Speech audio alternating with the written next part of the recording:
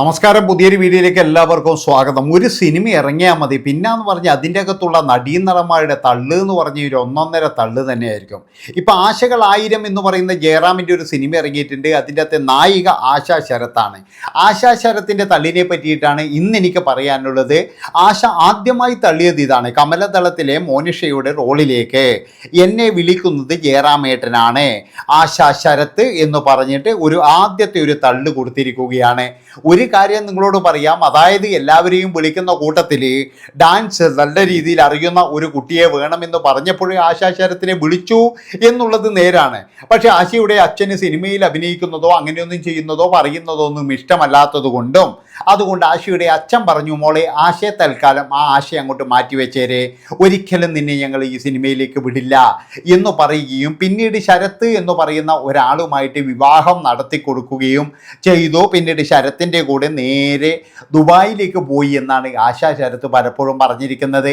അതുമാത്രവുമല്ല, ആ നിമിഷത്തിലൊക്കെ ജയറാം വേറൊരു തള്ളാറുണ്ട്. ജയറാമിൻ്റെ നാട്ടുകാരിയാണ് ആശാ ശരത്ത് എന്നും ആശാ ശരത്തിനെ കാണാൻ വേണ്ടിയിട്ട് പലപ്പോഴും ഞാൻ സൈക്കിൾ എടുത്ത് ആശയുടെ വീട്ടിൻ്റെ മുന്നിലൂടെ ഇങ്ങനെ ചുറ്റിയടിക്കാറുണ്ട്. അതുമാത്രവുമല്ല, ആശയെ അന്ന് ഞാൻ ഒരുപാട് ലൈൻ അടിക്കാൻ നോക്കിയിട്ടുണ്ട് എന്നും ജയറാം പല വേദികളിലും പറയാറുണ്ട്. ആദ്യമൊക്കെ ആശ ഇതിനോട് മുഖം തിരിച്ചെങ്കിലും ജയറാമേട്ടൻ പറയുന്നത് ഒരു കള്ളമാണെന്ന് ആശക്കും അറിയാം, അതുപോലെ കേൾക്കുന്ന നാട്ടുകാർക്കും അറിയാം. എന്നാൽ ഇപ്പോഴെന്ന് പറഞ്ഞാൽ ആശ പറയുന്നത് അങ്ങനെ അങ്ങ് നടന്നോട്ടെ, കാരണം എന്താ വെച്ചാൽ ജയറാമിന് അങ്ങനെ ഒരു മോഹമുണ്ടെന്ന് ഉണ്ടായിക്കോട്ടെ എന്നുള്ള തരത്തിൽ ആശയും ഇപ്പോഴും ഒന്ന് അയഞ്ഞു കൊടുത്തിട്ടുണ്ട്. അതുകൊണ്ട് എവിടെ ചെന്ന് കഴിഞ്ഞാലും ജയറാം പഴയ ചെണ്ടക്കഥയുടെ കൂടെ ഈ ഒരു കഥയും കൂടി പറയാൻ പഠിച്ചു എന്നാണ് പറയുന്നത്.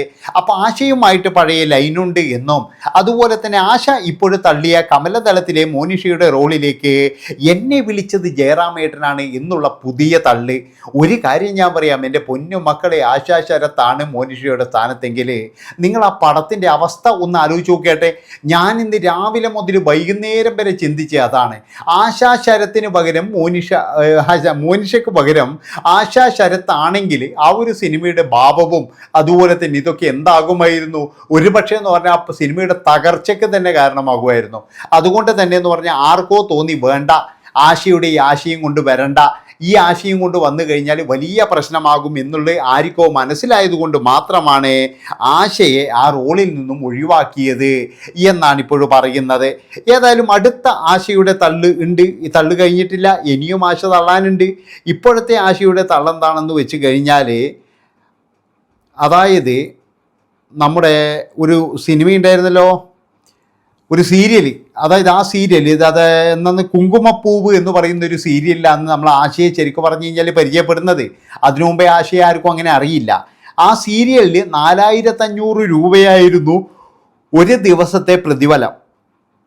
ദുബായിൽ നിന്നും വരാൻ 1 ലക്ഷത്തോളം ടിക്കറ്റിനാവുമായിരുന്നു തുറന്നു പറഞ്ഞ ആശാ ശരത്ത്. ആ സീരിയലിൽ 4500 രൂപയായിരുന്നു ഒരു ദിവസത്തെ പ്രതിഫലം എന്ന് പറയുന്നുണ്ട്. അപ്പോൾ 10 ദിവസത്തേക്ക് 45,000, 20 ദിവസത്തേക്ക് അന്നേരം 90,000, 30 ദിവസത്തേക്ക് അന്നേരം 1,35,000 രൂപ. 35,000 രൂപയാണ് ആശയ്ക്ക് കിട്ടുന്നത്. അതായത് 30 ദിവസം നിന്നാൽ കിട്ടുന്നത് ആശ പറയുന്നത് 1 ലക്ഷത്തോളം രൂപ ടിക്കറ്റിനാകുമെന്നും ആശ പറയുന്നു. അതായത് ആശയ്ക്ക് ആ ഒരു സീരിയൽ ഭയങ്കര നഷ്ടമായിരുന്നു, ആ സീരിയൽ കൊണ്ട് എനിക്ക് വലിയ ഗുണങ്ങളൊന്നും കിട്ടിയിട്ടില്ല എന്നാണ് ആശ പറയുന്നത്. കുങ്കുമപ്പൂവ് എന്ന് പറയുന്ന സീരിയലിൽ പ്രൊഫസർ ജയന്തി എന്ന കഥാപാത്രവുമായി വന്ന് മലയാളികളെല്ലാം ഞെട്ടിച്ച് മലയാളികളെല്ലാം ഇത് ആരാണ് എന്ന് ചോദിക്കുന്ന തരത്തിൽ കൊടുത്ത ഒരു വലിയ പേര് തന്നെയാണ് ജയന്തി. എൻ്റെ പൊന്നി ജയന്തി, നിങ്ങളുടെ 4000 രൂപ അവിടെ നിൽക്കട്ടെ, ഈ 1 ലക്ഷം രൂപയല്ല, ഇനി 10 ലക്ഷം രൂപ കൊടുത്തു കഴിഞ്ഞാലും ആ ഒരു പേര് വന്നിട്ടുണ്ടെങ്കിൽ അതൊരു വലിയ കാര്യം തന്നെയാണ്. കാരണം 10 ലക്ഷം രൂപ പോലും കൊടുത്താൽ പോലും നിങ്ങൾക്ക് ഈ പേര് കിട്ടിയെന്ന് വരില്ല. നിങ്ങൾ ഒരുപാട് സിനിമയിൽ അഭിനയിച്ചിട്ട് പോലും നിങ്ങൾക്ക് ഉണ്ടാക്കാൻ കഴിയാത്തത്ര പേരും ഒരു തരത്തിലെന്ന് പറഞ്ഞാൽ ജനങ്ങളുടെ അംഗീകാരവും ഒക്കെ കിട്ടുന്നത് കുങ്കുമപ്പൂവ് എന്ന് പറയുന്ന സീരിയലിലൂടെ തന്നെയാണ്. അതുകൊണ്ട് അതിനെ അങ്ങ് കുറച്ച് കാണിക്കരുത്. 4500 രൂപ വേണ്ടെങ്കിൽ അന്ന് പറയണമായിരുന്നു, എനിക്ക് 4500 രൂപയും കൊണ്ട് അഭിനയിക്കാൻ കഴിയില്ല.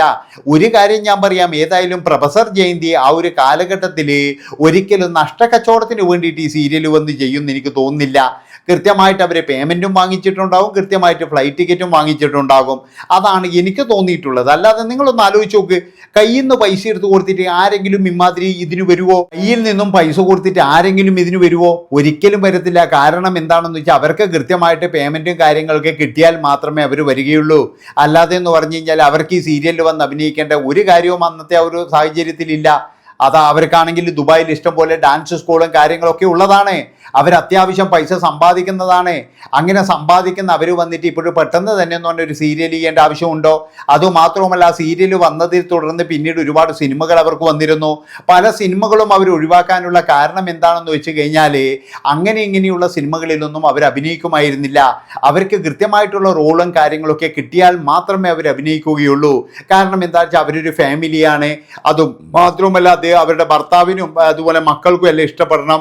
അങ്ങനെയൊക്കെ അഭിനയിക്കുന്ന ചേച്ചി ഇന്ന് പക്ഷേങ്കിൽ ഏത് റോളിലും കിട്ടിക്കഴിഞ്ഞാലും അഭിനയിക്കുന്നതായിട്ട് കണ്ടിട്ടുണ്ട്. അതായത് ഇന്ന് കുറച്ചുകൂടി എനിക്ക് അഭിനയിക്കണം, എനിക്ക് പൈസ ഉണ്ടാക്കണം എന്നുള്ള ആ ഒരു ത്വരിത വന്നിട്ടാണ് എനിക്ക് തോന്നിയിരിക്കുന്നത്.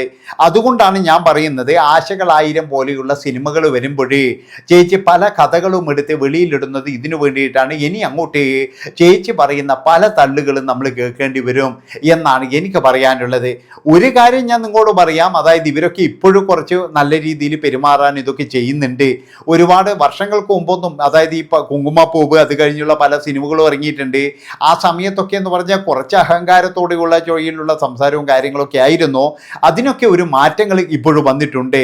കാരണം എന്താണെന്ന് വെച്ച് കഴിഞ്ഞാൽ അവർക്ക് മനസ്സിലായി പ്രേക്ഷകരുണ്ടെങ്കിൽ മാത്രമേ നിലനിൽപ്പുള്ളൂ. അല്ലാതെ അവരോട് ജാട കളിച്ചാൽ ഒന്നും നടക്കത്തില്ല. പ്രേക്ഷകരോട് ജാട കളിച്ചു കഴിഞ്ഞാൽ ഇവിടെ ആരെങ്കിലും ജാട കളിച്ചവർ ആരെങ്കിലും ഇവിടെ വിജയിച്ചിട്ടുണ്ടോ? പ്രേക്ഷകരുടെ ഇടയിലേക്ക് ഇറങ്ങിച്ചെന്നവനാണ് വിജയിയെന്ന് ഞാൻ പറയുള്ളൂ. ഉദാഹരണം പറഞ്ഞാൽ നമ്മളെ വിനീത് ശ്രീനിവാസൻ്റെ അനിയൻ ധ്യാൻ ശ്രീനിവാസിൻ്റെ സിനിമയൊന്നും നല്ലതല്ല, പക്ഷേ അയാൾ പ്രേക്ഷകരുടെ ഇടയിൽ തന്നെയാണ്. അതുകൊണ്ടാണ് അയാളുടെ സിനിമകൾക്ക് ഇങ്ങനെ തിക്കുന്തരും. അതാണ് അയാൾക്ക് ഇത്രയും പാട് സിനിമ കിട്ടുന്നതും. അയാളുടെ സിനിമയ്ക്ക് ഒരു വെറൈറ്റിയും കാര്യങ്ങളൊക്കെ കൊണ്ടുവരാൻ അയാൾ ശ്രമിക്കുന്നുണ്ട്. പക്ഷേ അയാൾ ജനങ്ങളുടെ അടുത്തായതുകൊണ്ട് ജനങ്ങൾക്ക് അതൊന്നും പ്രശ്നമല്ല. ധ്യാനെ നീ ഏത് പടം ഇറക്കിക്കോ, ഞങ്ങൾ കാണാനുണ്ടാകുമെന്നാണ് ജനങ്ങൾ പറയുന്നത്. അതെന്താണെന്ന് വെച്ച് കഴിഞ്ഞാൽ അത് പ്രേക്ഷകരുമായിട്ടുള്ള ഒരു ബോണ്ടിങ് ആണ്. അത് ശരിക്കും പറഞ്ഞ് ഈ ആശാചാരത്തിലൊന്നും ആദ്യമില്ലായിരുന്നു, പക്ഷേ ഇപ്പോഴും കുറേശ്ശെ ഉണ്ടാക്കി തുടങ്ങിയിട്ടുണ്ട് എന്നാണ് എനിക്ക് തോന്നുന്നത്. പിന്നെ മറ്റൊരു കാര്യം എനിക്ക് പറയാനുള്ളത്, ഇതുപോലെ പലരും എന്ന് പറഞ്ഞു കഴിഞ്ഞാൽ ഒരു സിനിമ ഹിറ്റായി കഴിഞ്ഞാൽ പല കാര്യങ്ങളും പറഞ്ഞ് തള്ളുവും കാര്യങ്ങളൊക്കെ വരും. അതുകൊണ്ട് തള്ളുമ്പോഴെങ്കിലും നിങ്ങളൊരു കാര്യം ആലോചിക്കുക, അതായത് മോനിഷയുടെ കഥാപാത്രത്തിന് പകരം തന്നെ വിളിച്ചു എന്ന് പറയുമ്പോഴേ അത് കൃത്യമായിട്ടെന്ന് പറഞ്ഞാൽ സംവിധായകന് വിവരമില്ലെന്ന് എനിക്ക് ചോദിക്കാനുള്ളൂ. കാരണം എന്ന് വെച്ചാൽ മോനിഷ എന്ന് പറയുന്ന നടിയെ അല്ലാതെ വേറൊരാൾക്കും അതൊരു അവതരിപ്പിക്കാൻ കഴിയില്ല.